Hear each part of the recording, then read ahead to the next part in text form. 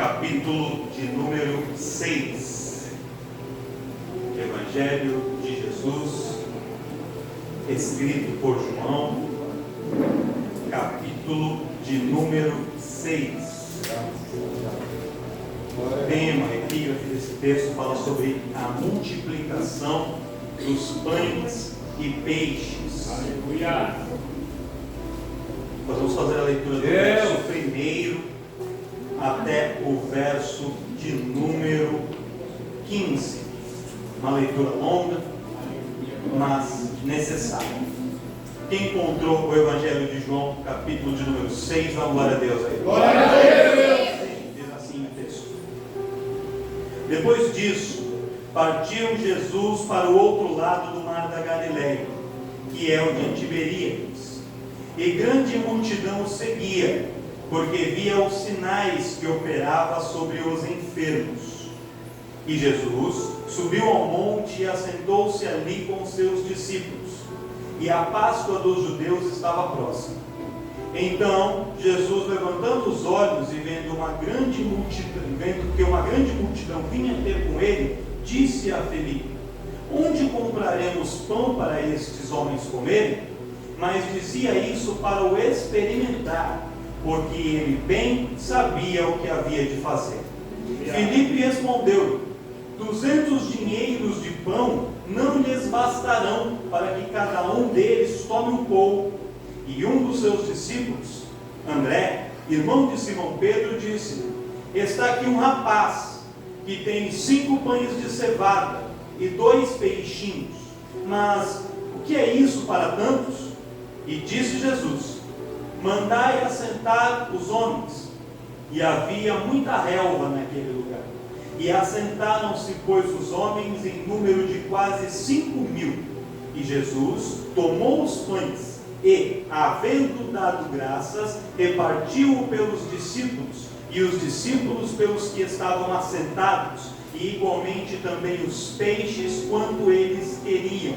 E quando estavam saciados, disse aos seus discípulos: recolhei os pedaços que sobejaram, para que nada se perca.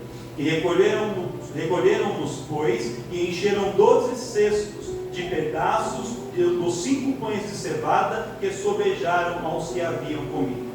Vendo, pois, aqueles homens o milagre que Jesus tinha feito, diziam: este é verdadeiramente o profeta que devia vir ao mundo. Sabendo, pois, Jesus que haviam de vir arrebatá-lo para o fazerem rei, tornou a retirar-se ele só para o monte. Aleluia! Deus lindo. Irmãos, esse texto é uma passagem que ela é relativamente conhecida. Até muitas vezes quem não é cristão, ele conhece, ouviu falar sobre a multiplicação dos pães e peixes, mas nós conhecemos esta palavra mais superficialmente do que com profundidade. E não é um texto fácil de ministrar, não é um texto fácil de pregar.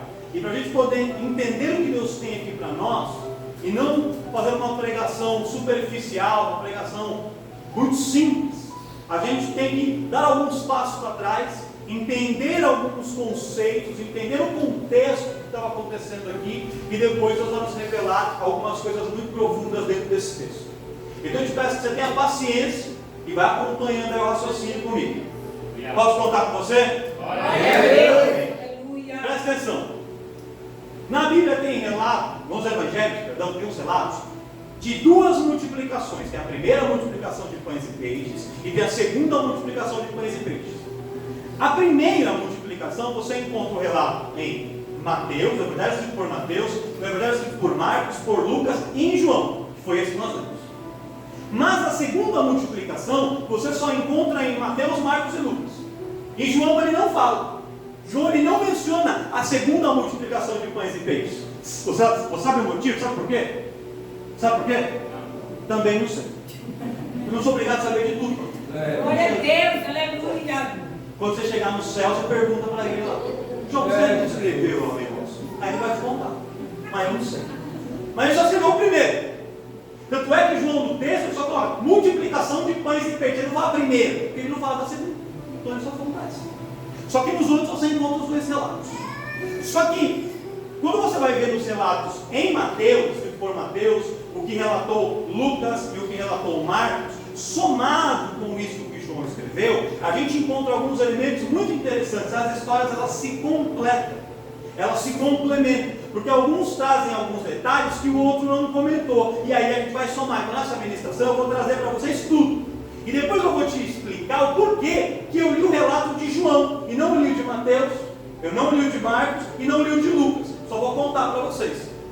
Mas presta atenção, Jesus, ele tinha um primo, que chamava-se João Batista. Esse primo nasceu cerca de 6 meses antes de Jesus, e era um homem que tinha um chamado de ser um profeta de Deus na terra. A vida dele foi profetizada muito antes do seu nascimento, dizendo que haveria de vir um homem que prepararia o caminho do Messias. E esse homem foi João Batista. Quando João Batista ele nasce, aí o seu pai era um sacerdote, e a sua mãe Isabel ele acompanhava em todas as tarefas, e ele vive com os seus pais, ele é ensinado nas letras, nas escrituras, tudo certinho, tudo dentro dos conformes. Quando o seu pai morre, João fica responsável por cuidar da sua mãe, por sustentar a sua mãe, que era a obrigação do filho, sustentar a mãe, porque a mãe não podia trabalhar, como era o costume e a cultura da época deles. Aí o que acontece? Passados cerca de 4, 5 anos, a mãe também morre. Aí quando a mãe morre, João começa a mergulhar totalmente no ministério. E ele começa a pregar. Ele sai do santuário, ele sai da sinagoga e ele vai para o deserto para começar a pregar. E ali na sua pregação no deserto, ele começa a juntar discípulos, a rebanhar para si discípulos. E João, ele pregava sobre o arrependimento de pecados. E era uma pregação dura, era uma pregação pesada. Se João estivesse nos dias de hoje, você pode ter certeza, por mais que ele pregasse muito bem, ele não teria convite para pregar em quase nenhuma festividade, congresso, campanha, porque ninguém tinha estrutura para ouvir a palavra que João pregava. Quando as pessoas entravam ali no rio, onde João batizava, nas águas onde João batizava, ela falava: irmão, está sujando meu tanque aqui, com esse pecado. Presta atenção. Não dá para descer as águas e ser batizado, dizer que é uma nova criatura e continuar vivendo a mesma vida. Não dá. Raça de víboras. Quem os ensinará a fugir da ira divina? Essa era a pregação de João. Só que por mais que João fosse duro nas suas palavras, as pessoas viam em João sinceridade. As pessoas viam em João verdade, porque João vivia aquilo que ele ministrava. E aí João ele era um exemplo, não só um exemplo de falar, mas um exemplo de viver. E aí as pessoas começaram a admirar João. E aí chega o dia em que o próprio Jesus vai ser batizado por João. E quando Jesus chega lá, tem aquela fila enorme de pessoas, e aí João vê Jesus na fila, ele fala assim: não, por que é que vens tu a mim? Eu que deveria ir a ti. Eu não sou digno de carregar as suas alparcas, de carregar as sandálias dos seus pés. E vens tu a mim para ser batizado. E Jesus fala: João, é necessário que cumpramos aquilo que diz as Escrituras. É necessário de cumprir a lei. Se hoje é você que está batizando, então me batiza aqui. E aí João vai e batiza Jesus. Quando Jesus desce as águas e ele sai, o céu se abre. Vem o Espírito Santo, descendo do céu, e uma grande voz brada no alto: esse é o meu filho amado, em quem ele dá. E aí todo mundo escuta aquela voz, ouve Deus Pai falar sobre Jesus, confirmando que Jesus era o Filho de Deus. E aí João pensa: agora meu ministério vai andar, agora meu ministério vai bombar, porque eu batizei o homem, eu batizei Jesus, agora tudo vai dar certo. Só que pelo contrário, quando isso acontece, começa uma perseguição muito maior contra a vida de João. E aí João é colocado numa situação em que João viu uma coisa errada, pastor. E João não segurou não, e ele falou. Ele viu o pecado, ele viu o erro, ele foi lá e ó, falou. Passava Herodes, que era o governador da Judéia, Herodes Agripa. Ele falou assim: Herodes, para essa carruagem aí. Você está pensando o que, Herodes? Que só porque você é governador, só porque você é rei, só porque você é político, só porque você é importante, você pode fazer o que você quer? Não pode não. Eu sei que você irmão. Meu Deus. E Deus não aprova isso, Herodes. Aí Herodes fica numa situação delicada. Aí o que ele faz? Ele manda prender João e coloca João no cárcere. E João fica preso. Para Herodes estava tudo bem, porque João estando preso, João estava anulado, ele não podia mais pregar, ele não podia mais batizar, ele não podia falar mais nada, estava resolvido o problema para Herodes. Só que João, quando entra no cárcere, ele começa a se questionar e fala assim: calma aí, eu abandonei tudo, eu deixei meus privilégios no templo, eu vim para o deserto para poder pregar, eu batizei Jesus, e o que acontece comigo? Ao invés de eu ser reverenciado, ao invés de ter vídeos com milhões de curtidas no YouTube, ao invés de estar por cima, de estar nos grandes congressos, eu vim parar numa prisão. O que está acontecendo? E ele chama alguns dos seus discípulos, e ali pelas cidades ele fala: vai até ele, vai ao encontro de Jesus e pergunta para ele se ele é de fato o Messias que havia de vir. E se ele é o Messias, o porquê é que eu estou aqui dentro da prisão? Aí os discípulos de João vão perguntar para Jesus. Mas sabe o que Jesus responde? Nada. Jesus fala para ele assim: vem e me segue. Só observa. E aí Jesus vai andando. Aparece um surdo, Jesus cura. Aparece um cego, Jesus cura. Aparece um paralítico, sem as pernas crescem. Aparece um morto, Jesus ressuscita. Aí ele fala assim: ó, vai lá e diga a João que no meu ministério os cegos enxergam, os mudos falam, os surdos ouvem, e aos pobres é anunciado o evangelho da salvação. Vai lá e diga para João que ele não está passando pela prova em vão. Eu sou o Messias que havia de vir, e o meu ministério é verdadeiro.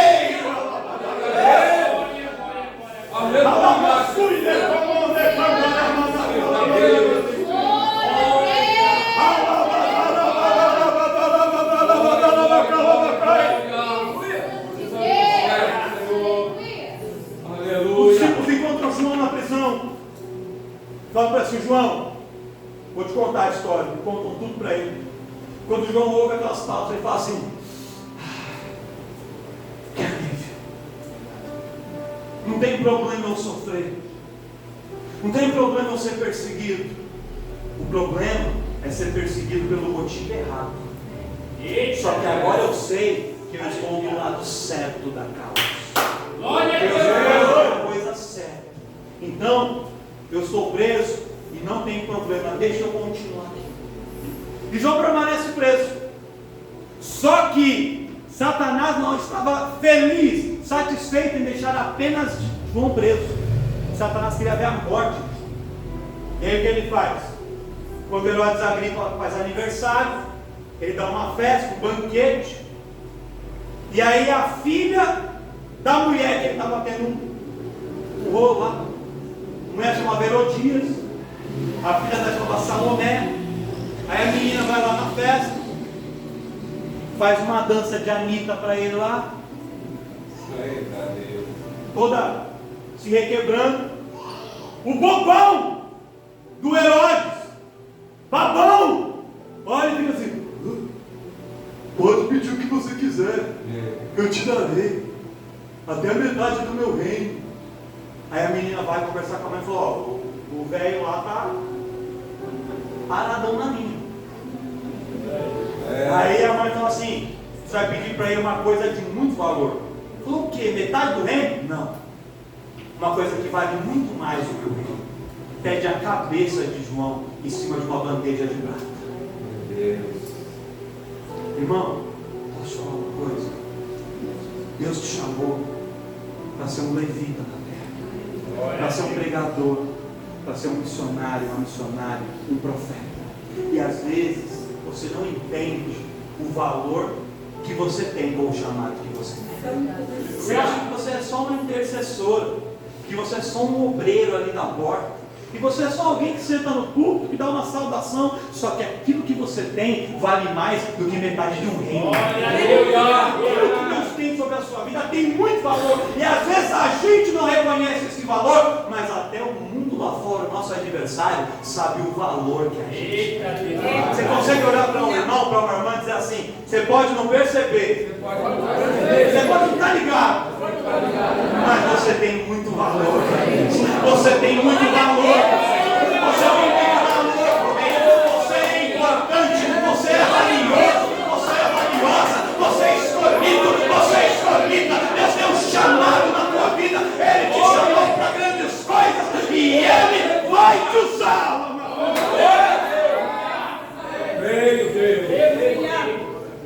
Aí Herodes não tinha como voltar atrás. Ele tinha prometido diante de muita gente.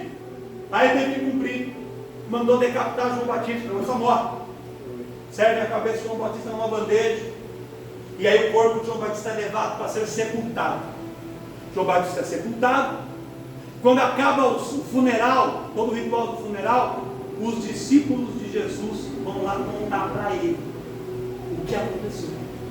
E aí Jesus recebe a notícia de que João Batista, que não se esqueça, ele era primo de Jesus, era família, sangue. João Batista, seu primo, e aquele que o alçou ao ministério através do batismo, aquele que deu o primeiro apoio para ele no seu ministério, esse homem havia morrido. Você acha que Jesus ficou triste ou não? Você não ficaria triste também? João Batista morreu, Jesus ficou triste, muito triste. E nesse momento que ele está triste, a gente chega em João capítulo 6. É aqui. Mas depois dessas coisas, que coisas? Isso que eu acabei de contar para vocês. Essas coisas. Essa é a história. Esse é o Jesus que começa o versículo 1 do Evangelho de João, no capítulo 6. Um Jesus triste, abatido e de luto pela morte do seu primo e de um companheiro ministerial. Aí o que Jesus faz? Jesus fala assim: eu não estou com cabeça, não tenho cabeça para continuar pregando, para ir lá para o culto, não tenho, eu quero ficar sozinho, eu quero ficar junto ali com algumas pessoas queridas, quero ficar mais isolado, eu estou cansado. A multidão ficava o tempo todo oprimindo Jesus. Se você ler lá em Marcos, fala que os discípulos não tinham tempo sequer para comer, porque o tempo todo a multidão ia em cima de Jesus, pedindo para ele curar, pedindo para ele orar, pedindo para ele ungir, pedindo um conselho, pedindo para ele pregar, e o tempo todo Jesus fala assim: deixa eu sair. E aí Jesus junto os discípulos, eles entram num barco e começam a navegar pelo mar da Galileia, em direção a um lugar deserto. Mas não é deserto de areia, era um lugar onde não havia ninguém, aonde Jesus poderia ficar sozinho. Quem já teve vontade de ficar sozinho em algum momento na vida? Sabe aquela hora que você não quer olhar para cá de ninguém? Você não quer falar com ninguém? Quem já passou por essa experiência e fala assim: eu, pastor?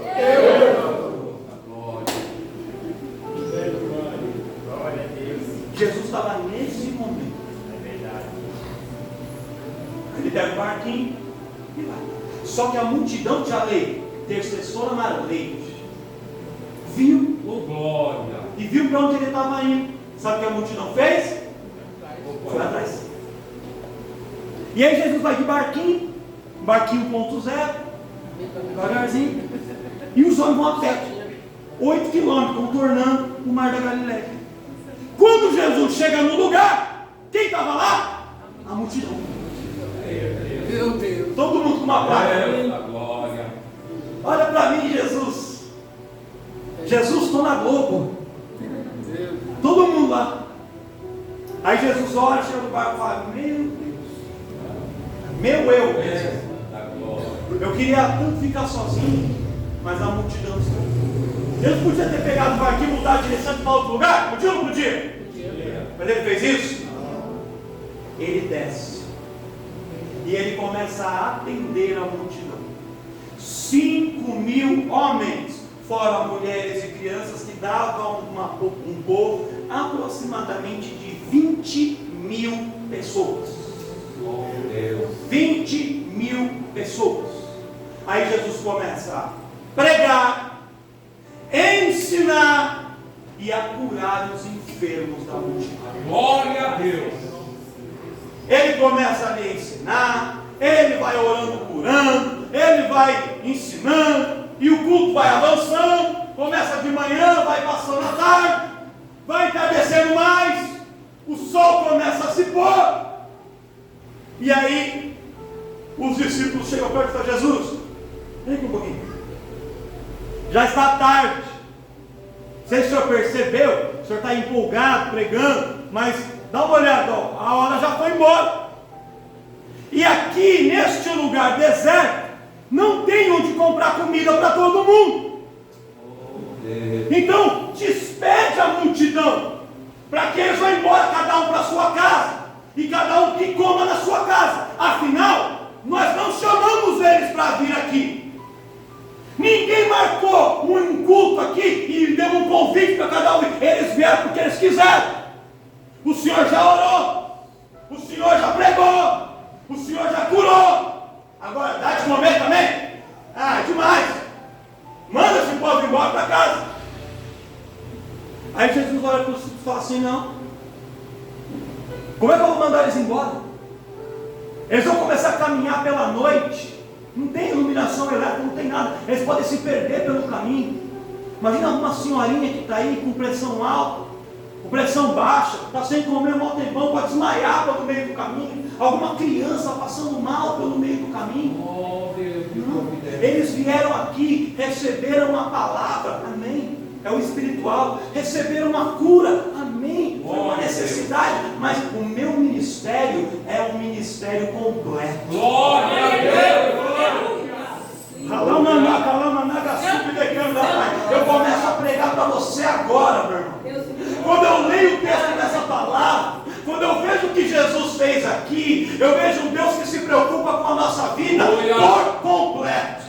Tem pessoa, irmão, que fala assim: não, eu não falo de coisas materiais, porque na igreja não pode de coisas materiais. Você não fala, irmão. Então quando você chegar lá no mercado, e aí você encher o carrinho de compra, chega diante do caixa lá no mercado, fala 3 palavras em língua estranha, em vez de vai deixar você passar as compras. Quando chegar a conta de luz, a conta de água na sua casa, ou a internet, liga lá para Claro e fala um raba subdecanta lá para ele, para ver se vai pagar. Não vai, a gente é espiritual, mas nós temos necessidades materiais. E o meu Deus, o seu Deus, Ele sabe do que a gente precisa, e Ele cuida de nós em todas as nossas necessidades.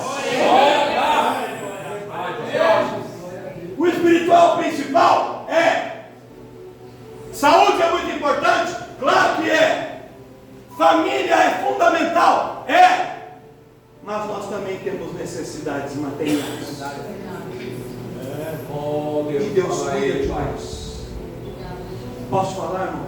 Tem gente que fica ou está doente, e a raiz da doença são questões materiais. Pessoas que perderam o emprego, não conseguem se recolocar no mercado, tem família para sustentar, tem conta para pagar, a pessoa fica com crise de ansiedade, a pessoa fica preocupada, tem gente que pensa em se suicidar porque não encontra a solução. Começa na questão material. Tem famílias, irmãos, se desestruturando por causa de questões materiais. Tinha ali um padrão de vida, estava numa vida, a coisa começou a andar mal, e aí começa ali uma confusão do casal, um acusando o outro. A culpa é sua que gasta no cabeleireiro, não, a culpa é sua que não olhou antes de comprar aquele carro, é você que não quer trabalhar, é você que trabalha demais, é você que não tem limite para as crianças, e aí começa uma confusão, e por causa da questão material, a briga se amplia, e aí até casamentos são destruídos. Meu Deus. Pessoas saem de uma vida reta e entram em mundo das drogas, entram muitas vezes no mundo do crime, por causa de questões materiais. Começa na questão material. Então a gente não tem como dizer que isso não é importante. Não tem como dizer: não, vem aqui para a igreja e simplesmente vai embora porque eu fiz uma oração e está tudo bem. Não, Deus também se preocupa com as questões materiais da sua vida. Esses problemas, essas situações que você pode estar passando, e se você não está passando, glória a Deus por isso, mas para quem está, sabe o quanto isso tem afligido, e Deus deu uma palavra no seu coração: eu me preocupo, eu cuido, eu sei, eu sou Deus, que cuido de você em todos os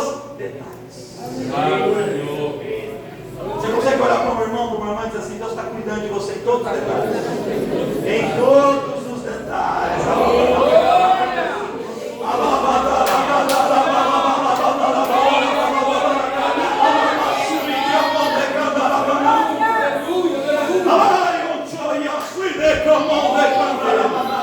Esse é o Deus que você tem. Aleluia. Discípulos, a gente não pode lhes pedir eles ir embora assim, não. Essa parte também tem que ser cuidada. Dê vocês, deem voz a eles de comer. Aí o Felipe, que não é o nosso Luiz Felipe, não aqui é uma benção, mas o Felipe aqui da Bíblia, achando que sabia muito. Eu disse, Jesus, vem aqui, eu vou te explicar uma coisa. Você vai esse crente que quer explicar as coisas para Jesus? Jesus, vou te explicar, vou te contar. Você não está entendendo, deixa eu te explicar. A gente não tem nada. Mas nem que a gente tivesse 200 dinheiros ou 200 denários, que é o equivalente ao salário de 200 dias de trabalho, quase um ano trabalhado, nem que a gente tivesse tudo isso de dinheiro, seria suficiente para comprar pão, para que cada um dessas 20 mil almas aqui comesse um pedaço. Então, Jesus, não tem que fazer. Lembra quando te mandaram pedir? Despede eles logo. Aí o André, que era o irmão do Pedro, enquanto Jesus estava falando, o Filipe argumentando, os outros se escondendo, o André, que era irmão do Pedro, é de família, já eram ali ativos. Ele foi lá no meio da multidão, andando, olhando aqui, procurando ali, encontrou um menino com uma lancheirinha. O menino, que você tem essa lancheira aí? A menina, 5 pães de cevada e 2 peixinhos. Vou dar aqui, está confiscado pelo ministério. Eita Deus. Ele pegou a salva, falou, joga na salva aqui.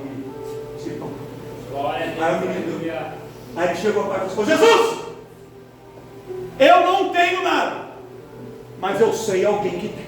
Glória a Deus. Falou, quem? É um menino.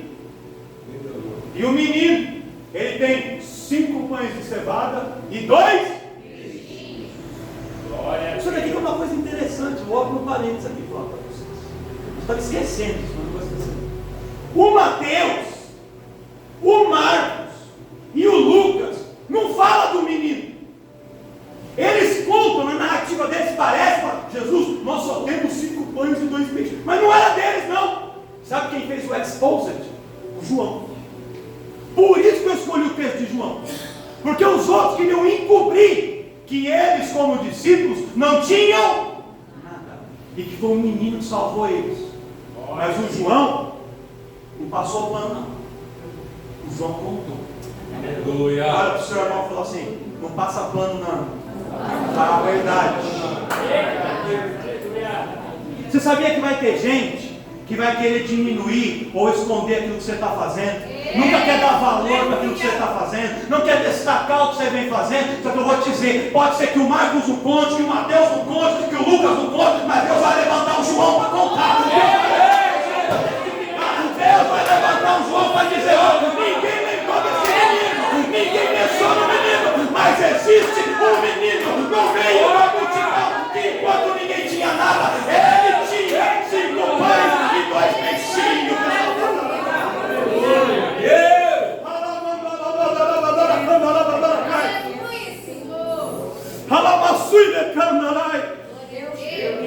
Deus vai levantar um João para mostrar o que você está fazendo no seu trabalho.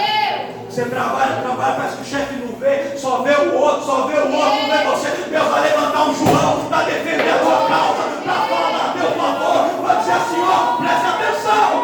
Glória! Porque tem um menino ali. Dê valor para o menino. Glória a Deus. Ah, mas são só 5 pães. E 5 pães de cevada ainda.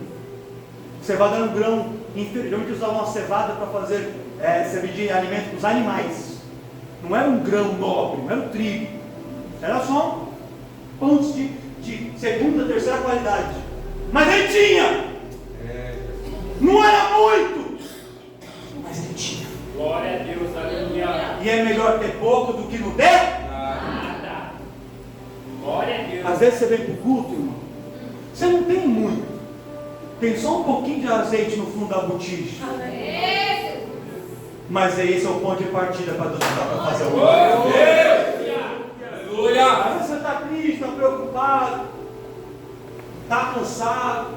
com pouca voz, mas no pouco que você tem, entregue o que você tem.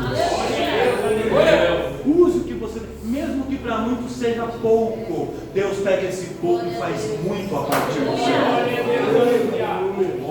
Quem está entendendo o que Deus está falando? Eu fiquei nervoso quando eu vi isso. Não queriam falar do menino. Eu fiquei irado, irmão. Porque eu não tinha me atentado para isso. Aí quando eu vi, eu falei, cadê o menino aqui? Que não tem um menino. Eu falei, sabe por quê, irmãos? Porque a multidão esperava que os discípulos de Jesus tivessem a solução para o problema. E eles deveriam estar preparados. Porque, eu já vou até adiantar, é um spoiler, né? No final, depois que todo mundo come, eles levantam 12 cestos de pedaços. Sim ou não? Sim. Então quer dizer que eles tinham cestos. O cesto ele tinha vazio.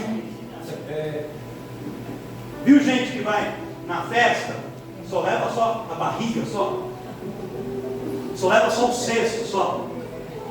Vou levar meu cesto. Sobrar é meu. Mas colaborar, nada. Tem gente que vem para a igreja assim também, pastor.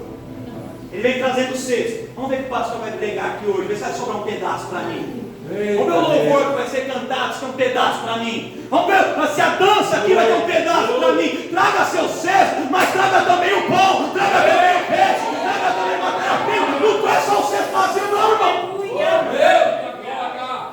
Principalmente se é discípulo. Principalmente se é obreiro. O obreiro tem que vir com pelo menos uma lancheirinha preparada aí. Jesus. Dá uma olhada para esse obreiro do seu lado. Vê se ele está com a lancheira dele aí.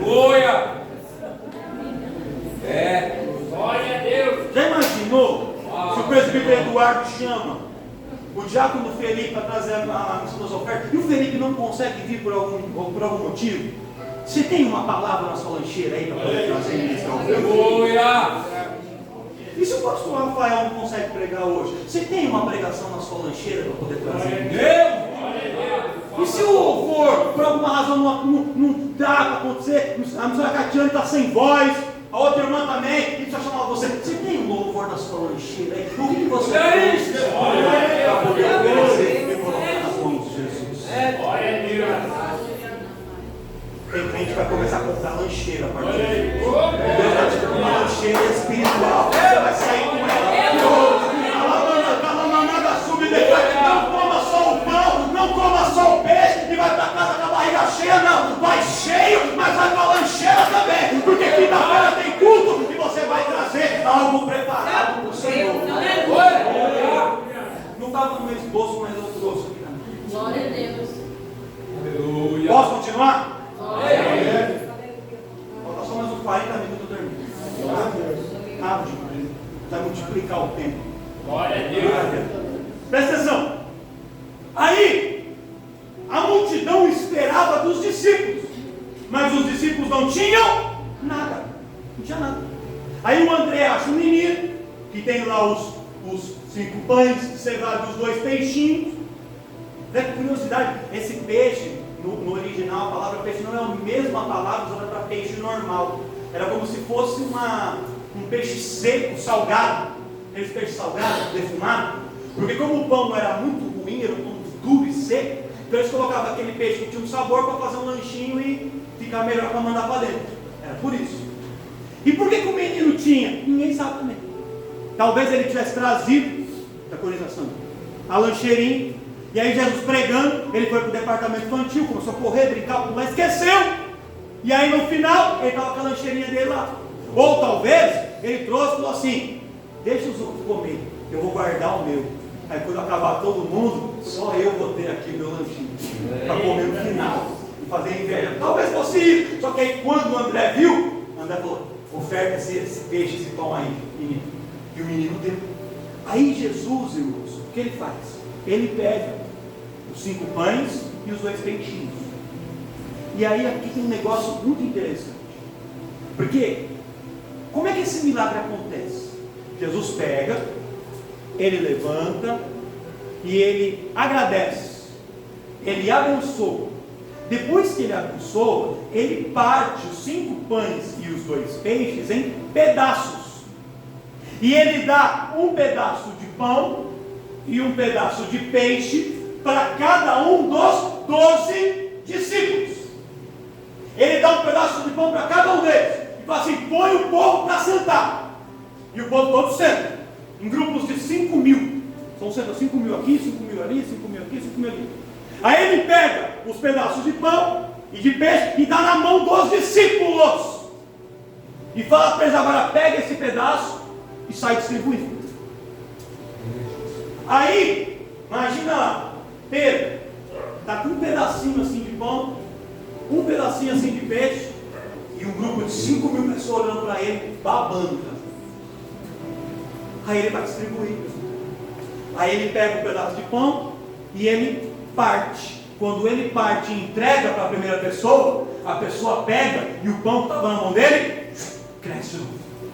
Aí ele vai e entrega para o outro. Quando ele entrega o pedaço que estava na mão dele, cresce. E aí ele começa a distribuir. Ele vai partindo e entregando, partindo e entregando, partindo e entregando. E o pão vai crescendo. E ele entrega, o pão cresce. E ele entrega e não acaba. E ele entrega e não termina. E ele entrega e multiplica. E ele entrega e multiplica. E o pão vai pegando. E o pão vai pegando. E o pão vai comendo. E alguém fala assim: Pedro, eu já ganhei a minha parte. Eu quero mais. E ele fala: toma pão, toma peixe. E ele vai entregando. E o pão vai sendo distribuído. E vai multiplicando. E vai multiplicando. E vai multiplicando.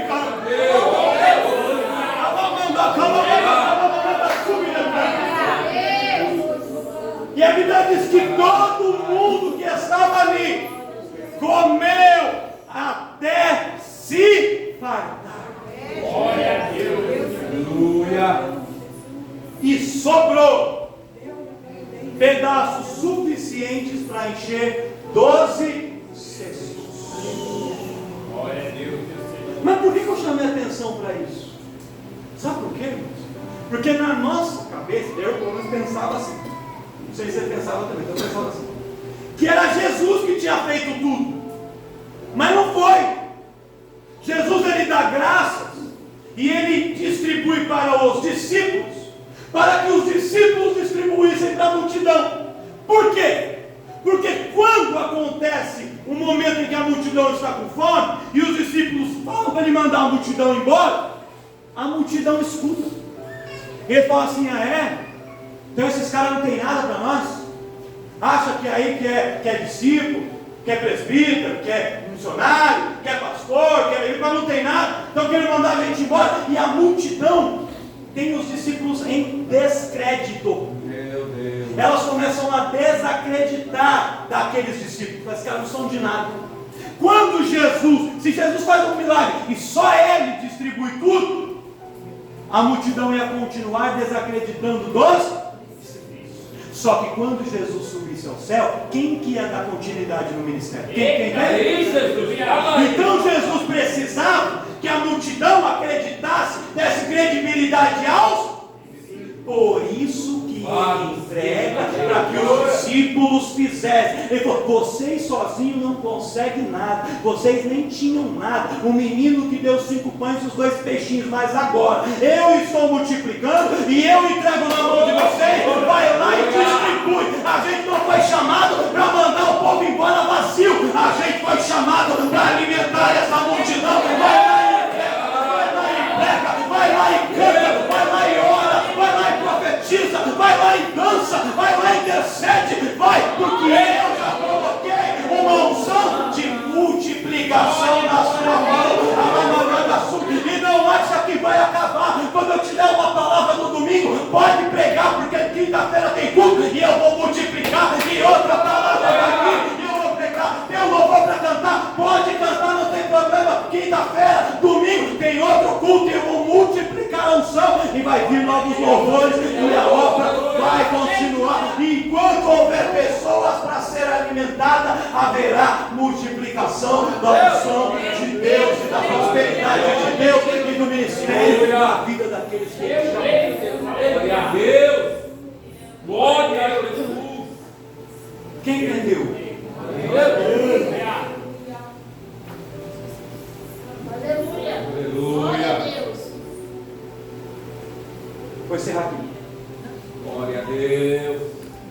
aí o irmão, o Tiago Luiz, se prepare para a obra. Jesus passa por um momento muito difícil da sua vida. Perde ali o seu primo, perde o ministério e fica triste. Nesse momento Jesus quis ficar só. Aí ele vai para onde ele achou que ia ficar sozinho. Quando ele chega lá, a multidão está esperando. Esse milagre da primeira multiplicação foi um milagre público de Jesus, feito na presença do maior número de pessoas em todo o seu ministério. Na segunda multiplicação tinha talvez 15 a 16 mil pessoas. Aqui tinha mais de 20 mil. Quando Jesus achou que ia ficar escondidinho na sua caverna, ali onde ninguém estava vendo, foi nesse momento que Deus levou ele diante da multidão para ele fazer a obra diante do número cada vez maior de pessoas. Glória a Deus. O que eu vejo aqui, irmãos, às vezes nem a gente sabe o que a gente precisa ou o que a gente quer. E nos momentos em que você acha que você está mais fraco, nos momentos que você acha que você está mais debilitado, nos momentos que você acha que você não consegue, é exatamente nesses momentos Deus te levanta mais para operar as maiores. Quando você se sentir fraco, nunca deixe de estar aonde. Não fuja da multidão, não. Porque se você fugir, a multidão vai ao teu encontro. Jesus. Ah, mas estou me sentindo fraco. Vai e enfrenta. Porque é nesses momentos, quando você pensa que você está fraco, aí é que você está forte. Porque o poder de Deus se aperfeiçoa na sua. Quem entendeu? E agora eu quero encerrar mesmo. Deus fez tudo isso. Pode vir quem se agarganta. Deus fez tudo isso. Curou, multiplicou os pães, pregou tudo. Aí depois sabe o que aconteceu com ele? Ele saiu e foi para o monte. Aí sim, sozinho para orar. Deus vai te dar o seu momento de participação. Ele vai te dar o seu momento de descanso e de refrigério. Ele vai preparar o momento de você se recuperar. Mas se a obra está aí para fazer, faça a obra. Aleluia! Quem entendeu, não glória a Deus? Glória a Deus! Nós somos irmãos.